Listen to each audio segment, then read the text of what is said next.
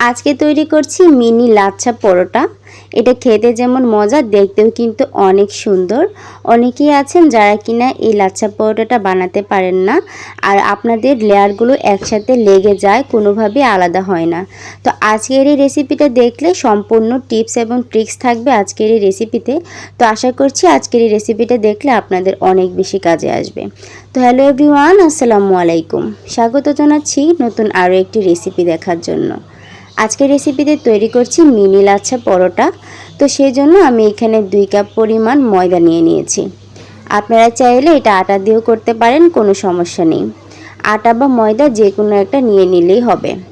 তো 2 কাপ ময়দাকে আমি চেলে নিচ্ছি। চেলে নিলে এটার ডোটা অনেক বেশি সুন্দর হয়, সেজন্য এটাকে চেলে নেওয়ার চেষ্টা করবেন।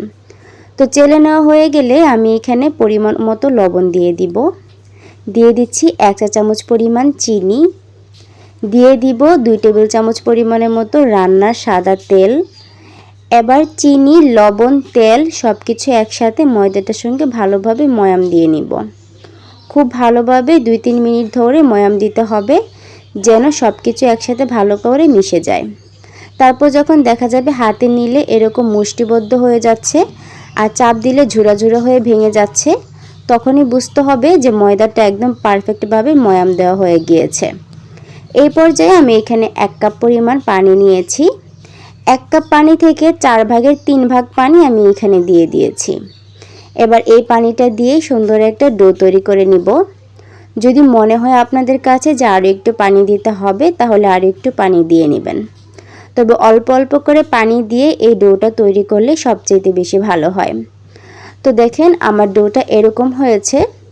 এত বেশি নরমও হবে না, আবার এত বেশি শক্তও হবে না। সেম এরকম একটা ডো তৈরি করে নিতে হবে। তারপর যেটা করতে হবে, এটার উপরে অল্প একটু তেল লাগিয়ে এই ডোটাকে আমি 20 মিনিটের জন্য রেস্টে রেখে দিব। 15 থেকে 20 মিনিট কমপক্ষে রেস্টে রাখতে হবে, আর অবশ্যই এটাকে ঢেকে দিয়ে রাখতে হবে। তারপর এরকম ছোট একটা বাটি নিয়ে নিয়েছি। এবার এই বাটিতে আমি 2 চা চামচ পরিমাণ কর্নফ্লাওয়ার নিয়ে নিচ্ছি। 2 চা চামচ কর্নফ্লাওয়ারে আমি এখানে 3 চা চামচ পরিমাণ রান্নার সাদা তেল দিয়ে দিব। 3 চা চামচ বা 3.5 চা চামচ এরকমই হবে। কর্নফ্লাওয়ার আর তেলের মিশ্রণে সুন্দর একটা ব্যাটার তৈরি করতে হবে। ব্যাটারটা এরকম হবে যেন এত বেশি পাতলাও না হয়ে যায়, আবার এত বেশি ঘনও না হয়ে যায়। আমি আপনাদেরকে এর ঘনত্বটা দেখিয়ে দিচ্ছি। এই যে দেখতেই পাচ্ছেন, চামচের সাহায্যে নিলে এভাবে করে পড়ে যাচ্ছে। এটা কিন্তু বেশি পাতলাও তৈরি হয়নি বা এত বেশি ঘনও তৈরি হয়নি। সেম এভাবে করেই করে নেবেন। আর 2 কাপ ময়দার জন্য সেম এতটুকুই নেবেন। এর চাইতে বেশি নিলে কিন্তু এই কর্নফ্লাওয়ার আর তেলের মিশ্রণটা রয়ে যাবে, সবটা কিন্তু আর লাগবে না। তো চলে আসলাম 20 মিনিট পর। 20 মিনিট পর দেখেন আমার ময়দার ডোটা অনেকটাই সফট হয়ে এসেছে। এই পর্যায়ে ময়দাটাকে আমি আরও 2-3 মিনিট পর্যন্ত ভালোভাবে একটু ময়াম দিয়ে নিব।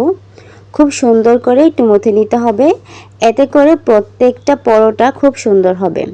তো 2-3 মিনিট এভাবে করে ময়াম দেওয়ার পরে আমি একটা পিঁড়িতে নিয়ে নিলাম, যেটাতে আমি রুটিগুলো বেলবো, সেই পিঁড়িটাতে নিয়ে নিলাম। এবারে ময়দাটাকে 2 ভাগ করে নিলাম, আর একটু লম্বা লম্বা করে রোল করে নিয়ে আমি এভাবে করে কেটে নিচ্ছি। এখানে আমার 2 কাপ ময়দা থেকে প্রায় 8-9টার মতো পরোটা হবে। আপনারা চাইলে এর থেকে ছোটও করতে পারেন, আবার এর থেকে বড়ও করতে পারেন।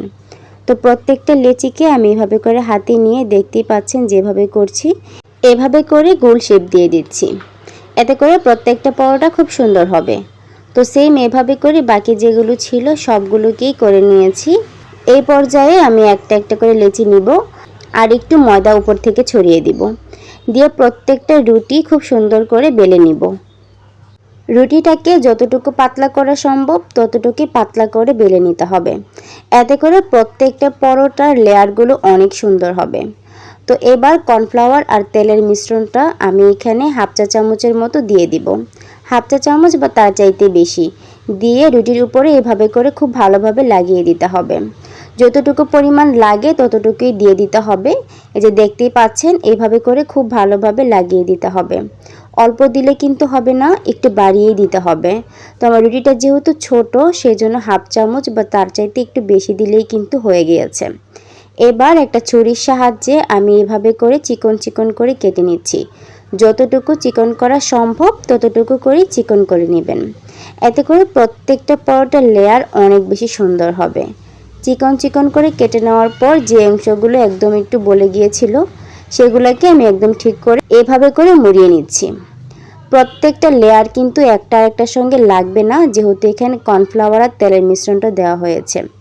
তারপর হাত দিয়ে ধরে একটু টেনে টেনে দিতে হবে, এভাবে করে টেনে টেনে দিয়ে একটু লম্বা করতে হবে। তারপর এক পাশ থেকে দেখতেই পাচ্ছেন এইভাবে করে একটু মুড়িয়ে দিতে হবে। ঘুরিয়ে দেবার পর লাস্টের যে অংশটা আছে সেটাকে আমি নিচের দিকে দিয়ে দিচ্ছি, দিয়ে হাতের সাহায্যে এভাবে করে চেপে দিতে হবে। খুব ভালোভাবে চেপে দিতে হবে, এতে করে এটা একটু বড় হয়ে যাবে। আপনারা চাইলে এই পর্যায়ে কিন্তু বেলনের সাহায্যে বেলেও নিতে পারেন, বেলে নিয়ে এটাকে পাতলাও করতে পারেন যদি একটু বড় পরোটা খেতে চান। আর ছোট পরোটা যেহেতু আমি বানাচ্ছি মিনি লাচ্ছা পরোটা, সেজন্য আমি এটাকে আর বেশি বড় করব না, এতটুকু করেই রেখে দিব। এই যে দেখতেই পাচ্ছেন কত সুন্দর হয়েছে। এবার আরও একটা পরোটা আমি আপনাদেরকে তৈরি করে দেখাচ্ছি। রুটিটাকে যতটুকু সম্ভব একটু পাতলা করে বেলে নিয়েছি। তারপর এখানে হাফ চা চামচ পরিমাণ কর্নফ্লাওয়ার দিয়ে খুব ভালোভাবে লাগিয়ে দিয়েছি, কর্নফ্লাওয়ার আর তেলের মিশ্রণটা আর কি।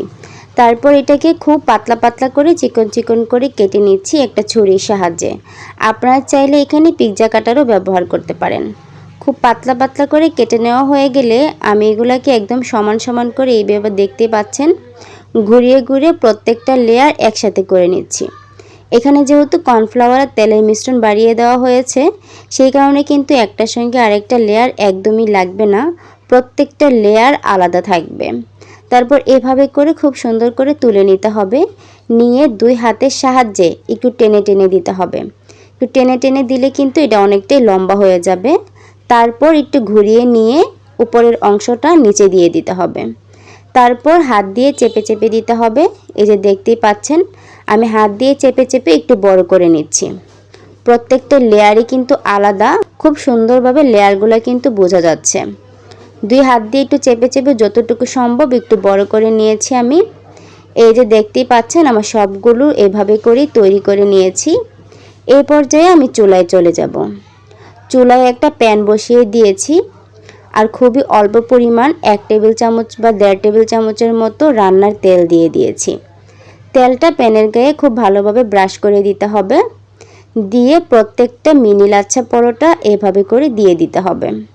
দিয়ে চুলার আঁচটা মিডিয়াম আর লোয়ের মাঝামাঝি রাখতে হবে। রেখে এগুলাকে 2 মিনিট পর সুন্দর করে উল্টে দিতে হবে। 2 মিনিট পর আমি এগুলাকে উল্টে দিচ্ছি, দেখেন। উল্টে দেওয়ার পর যদি মনে হয় যে একটু তেল দিতে হবে, তাহলে এখানে 1 টেবিল চামচের মতো তেল দিয়ে দিবেন। তেলটা দিয়ে আবারও এখানে 2 মিনিটের মতো ভেজে নেবেন। 2 মিনিট পর আবারও একটু উল্টে দিবেন। তারপর দেখতে পাবেন যে এক পাশ খুব সুন্দর করে হয়ে গিয়েছে, এরকম একটু লাল লাল করে হয়ে গিয়েছে। যখন দুই পাশে এভাবে লাল লাল করে একটু হয়ে যাবে, তখনই বুঝতে হবে যে এগুলো হয়ে গিয়েছে।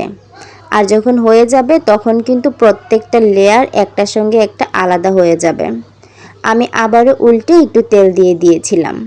এবার দেখতেই পাচ্ছেন প্রত্যেকটা লেয়ার একটার সঙ্গে একটা কিন্তু প্যানে থেকেই আলাদা হয়ে যাচ্ছে। আমি আপনাদেরকে হাত দিয়ে একটু ধরে দেখিয়েও দিচ্ছি, প্রত্যেকটা লেয়ার ধরার সাথে সাথেই কিন্তু আলাদা হয়ে যাচ্ছে।